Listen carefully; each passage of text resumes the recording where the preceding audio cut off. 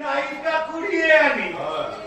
আরে দিদি, এদিকে আয়, এদিকে আয়। গুরুর চোখ যে একবারে ছানা বড়া হয়ে গেল দেখছি। তুমি আপনি নাট্যাচার্য? আরে প্রণাম কর না রে, প্রণাম কর। কি নাম তোমার? আমার নাম বিনোদিনী দাসী। থিয়েটারে আসতে যাও কেন? থিয়েটার আমার বড় ভালো লাগে।